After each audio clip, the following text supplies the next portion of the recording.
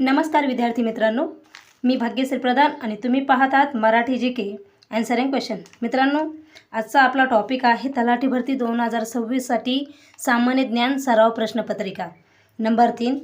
या प्रश्नपत्रिकेमध्ये एकूण तब्बल 25 प्रश्न घेण्यात आलेले आहेत आणि हे प्रश्न हिंगोली 2012 मध्ये तलाठी भरतीला आलेले प्रश्न आपण पाहणार आहोत. त्याचबरोबर सरावासाठी आपण एकूण 7 वर्षाच्या मागील प्रश्नपत्रिका पाहणार आहोत, MPSC आणि TCS. त्याचबरोबर अर्थशास्त्र, इतिहास, भूगोल, मराठी आणि सामान्य ज्ञानावर आधारित तब्बल 1400, 700, 350, 350 आणि 1200 इतके प्रश्न आपण पाहणार आहोत. त्याचबरोबर तुम्हाला जर तलाठी भरतीसाठी अभ्यासासाठी नोट्स हव्या असतील तर आपल्याकडे मिळतील. व्हॉट्सअपवरती संपर्क साधायचा आहे, स्क्रीनवरती नंबर दिलेला आहे, त्या नंबरवरती संपर्क साधायचा आहे. आणि या व्हिडिओची जर तुम्हाला PDF पाहिजे असेल तर ती फक्त 1 रुपयामध्ये तुम्हाला या व्हिडिओची PDF भेटून जातील. चला तर सुरुवात करूया आपला टॉपिकला. आपला टॉपिक आहे तलाठी हिंगोली 2012 PYQ पेपर सामान्य ज्ञान. आपला पहिला प्रश्न आहे. हा प्रश्न पाठीमागच्या व्हिडिओमध्ये तुम्हाला कमेंट करून सांगायचा होता या प्रश्नाचं उत्तर. हा प्रश्न होता 1984 मध्ये सुवर्ण मंदिरातील लष्करी कारवाईचे नाव काय होते? तर याचं उत्तर होतं ऑपरेशन ब्लू स्टार. काय होतं? 1984 मध्ये सुवर्ण मंदिरातील लष्करी कारवाईचे नाव हे ऑपरेशन ब्लू स्टार होते. काय होते? हा प्रश्न पाठीमागच्या व्हिडिओमध्ये तुम्हाला दिलेला होता. त्याचं उत्तर तुम्हाला कमेंट करून सांगायचं होतं. तर त्याचं उत्तर काय आहे? ऑप्शन क्रमांक C, blue star, operation blue star. पुढच्या प्रश्नाकडे वळूया आता.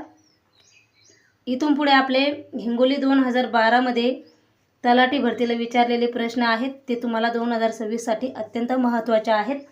चला सुरुवात करूया. हिंगोली जिल्ह्याच्या सीमेवरील नसलेला जिल्हा कोणता? आता इथं नसलेला जिल्हा विचारला आहे, बरोबर की नाही? तर इथं आपलं उत्तर काय असणार आहे? याचं उत्तर आहे पर्याय क्रमांक D. काय? लातूर. लातूर हा जिल्हा हिंगोली जिल्ह्याच्या सीमेवरती नसलेला हा जिल्हा आहे. तर याच्या जर असा उलटा प्रश्न आला की हिंगोली जिल्ह्याच्या सीमेवरील असलेले जिल्हे कोणते, तर असलेले जिल्ह्यांमध्ये तुम्हाला सांगते, लक्षात असू द्या. नांदेड हा जिल्हा आहे. परत परभणी,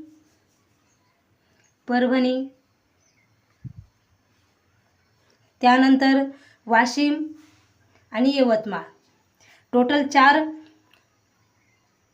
जिल्हे आहेत. ते हिंगोली जिल्ह्याच्या सीमेवरील असलेले जिल्हे आहेत. कोणते? नांदेड, वाशिम, यवतमाळ आणि परभणी असे असलेले जिल्हे हे हिंगोली जिल्ह्याच्या सीमेवरील आहेत. नसलेले विचारले तर फक्त लातूर सांगायचा, नसलेले विचारले तर हे 4ही पर्याय सांगायचे. पुढचा प्रश्न घेऊयात. हिंगोली जिल्ह्याच्या पालकमंत्री यांच्याकडील खाते कोणते? तर याचं खातं आहे आपलं हिंगोली जिल्ह्याच्या पालकमंत्री यांच्याकडील खाते कोणते? तर 2012 मधील खाते विचारले आहेत. बरोबर आहे, कारण आपण हिंगोली 2012 चे तलाठी भरतीचे प्रश्नपत्रिका पाहत आहोत. त्याच्यामुळे 2012 मधील कोण होते ते पालकमंत्री? त्यांच्याकडे खाते कोणते होते? तर महिला व बालविकास खाते होते. बरोबर. आणि आता जर तुम्हाला विचारलं 2026 मध्ये जर तलाठी भरतीला प्रश्न आला हिंगोली जिल्ह्यामध्ये, तर पालकमंत्री यांच्याकडे कोणते खाते आहे? तर लक्षात ठेवायचं, आपले पालकमंत्री कोण आहे सध्याचे 2026 चे? हिंगोलीचे नरहरी झिरवळ हे पालकमंत्री आहेत. आणि त्यांच्याकडं अन्न व नागरी पुरवठा तसेच ग्राहक संरक्षण विभागाचे खाते आहेत. हे लक्षात ठेवायचं. 2026 ची आपण तलाठी भरतीची प्रश्नपत्रिका देत आहोत ना, तर त्यासाठी नरहरी झिरवळ त्यांच्याकडे खाता आहे. यांच्याकडे अन्न व नागरी पुरवठा तसेच ग्राहक संरक्षण विभागाचे खाते आहेत. चला पुढच्या प्रश्नाकडे वळूयात. आपला पुढचा प्रश्न आहे, डॅश डॅश यांनी भारत सेवक समाजाची स्थापना केली. तर याचं उत्तर असणार आहे आपलं पर्याय क्रमांक B, गोपाळ कृष्ण गोखले यांनी भारत सेवक समाजाची स्थापना केली होती. पुढचा प्रश्न घेऊयात. सारे जहां से अच्छा हिंदुस्तान हमारा या गीताचा रचयिता कोण आहे? तर याचं उत्तर आहे पर्याय क्रमांक सी, मोहम्मद इक्बाल हे सारे जहां से अच्छा हिंदुस्तान हमारा या गीताचे रचयिता आहेत. पुढचा प्रश्न आहे, डिव्हाइन लाईफ हे आत्मचरित्र कोणाचे आहे? तर याचं उत्तर आहे पर्याय क्रमांक ए, अरविंद घोष हे डिव्हाइन लाईफ हे आत्मचरित्राचे लेखक आहेत. पुढचा प्रश्न आहे, काझीरंगा राष्ट्रीय उद्यान कोणत्या राज्यात आहे? तर याचं उत्तर आहे पर्याय क्रमांक ए, आसाम या राज्यामध्ये काझीरंगा राष्ट्रीय उद्यान आहेत. पुढचा प्रश्न, जळगाव जिल्ह्यात कोणत्या फळाचे उत्पादन मोठ्या प्रमाणावर होते? तर याचं उत्तर आहे पर्याय क्रमांक डी, केळी. केळी हे जळगाव जिल्ह्यामध्ये सर्वात जास्त उत्पादन असलेले पीक आहेत. पुढचा प्रश्न पाहूयात, हिराकूड धरण हे कोणत्या नदीवर आहे? तर याचं उत्तर आहे पर्याय क्रमांक डी, महानदी या नदीवर हिराकूड धरण आहेत. पुढचा प्रश्न, ग्रामगीता कोणी लिहिली आहे? तर याचं उत्तर आहे आपलं पर्याय क्रमांक सी, संत राष्ट्रसंत तुकडोजी महाराज यांनी ग्रामगीता लिहिलेली आहेत. पुढचा प्रश्न आहे आपला, कोणत्या समाजसुधारकाने पहिला विधवा विवाह केला?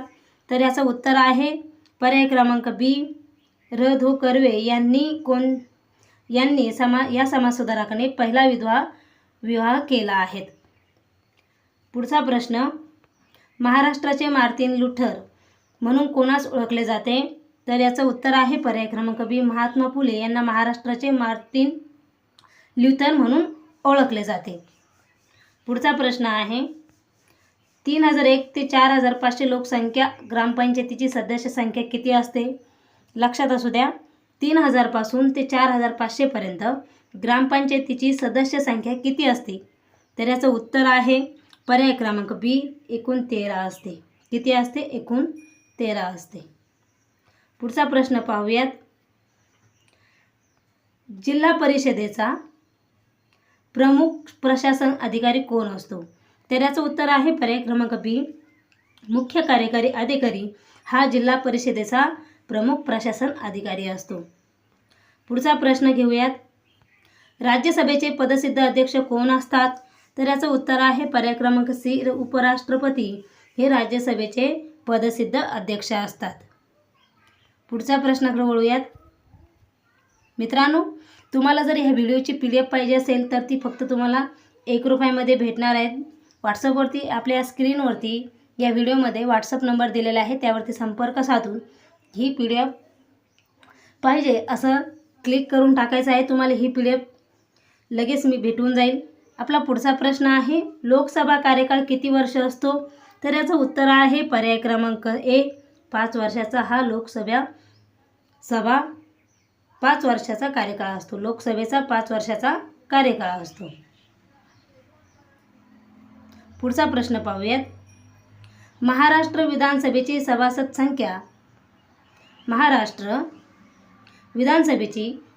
संख्या काय आहे?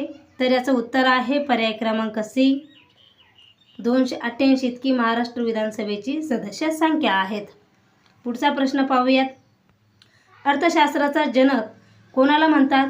तर याचं उत्तर आहे पर्याय क्रमांक बी, ॲडम स्मिथ हे अर्थशास्त्राचे जनक आहेत. लक्षात असू द्या, खूप महत्त्वाचा प्रश्न आहे. पुढच्या प्रश्नाकडे वळूयात, शून्य आधारित अंदाजपत्रकाचे जनक कोणाला म्हणतात? तर याचं उत्तर आहे पर्याय क्रमांक बी, पीटर पिहर यांना शून्य आधारित अंदाजपत्रकाचे जनक म्हटले जाते. पुढचा प्रश्न पाहूया, बिग बुल ही संकल्पना कोणत्या क्षेत्राशी संबंधित आहे? तर याचं उत्तर आहे पर्याय क्रमांक बी, शेअर बाजार याशी बिग बुल ही संकल्पना संबंधित आहेत. पुढचा प्रश्न, आदिवासी समाजाने पर्यावरणासाठी केलेले आंदोलन कोणते? तर याचं उत्तर आहे पर्याय क्रमांक डी, चिपको आंदोलन. हे आदिवासी समाजाने पर्यावरणासाठी केलेले आंदोलन होय. कोणते? चिपको आंदोलन. पुढचा प्रश्न, औद्योगिक क्रांती प्रथम कोठे झाली? तर याचं उत्तर आहे पर्याय क्रमांक डी, इंग्लंड या ठिकाणी औद्योगिक क्रांती प्रथम झाली आहे. कुठे? इंग्लंड या ठिकाणी. पुढच्या प्रश्नाकडे वळूयात, अन्नधान्यापैकी कशाचे उत्पादन भारतात अधिक होते? तर याचं उत्तर आहे पर्याय क्रमांक डी, भात या अन्नधान्याचे उत्पादन भारतात अधिक होत असते. पुढचा प्रश्नाकडे वळूयात. राष्ट्रीय स्तरावरील कृषी वित्त पुरवठा करणारी संस्था कोणती? तर याचं उत्तर आहे पर्याय क्रमांक बी, नाबार्ड. पुढचा आणि शेवटचा प्रश्न हा तुमच्या सर्वांसाठी आहे. त्याचं उत्तर कमेंट करून तुम्हाला सांगायचं आहे. गव्हाचे पीक कोणत्या हवामानात चांगले येते? तर याचं उत्तर आहे पर्याय क्रमांक, तुम्हाला सांगते याचं उत्तर, पर्याय तुम्हाला सांगायचं आहे. पर्याय सांगते, उष्ण, थंड, दमट व वरील सर्व. कोणत्या हवामानामध्ये गव्हाचे पीक येते? इथेच थांबूया. व्हिडिओ जर आवडला तर लाईक करा, तुमच्या मित्रांना जास्तीत जास्त शेअर करा. धन्यवाद.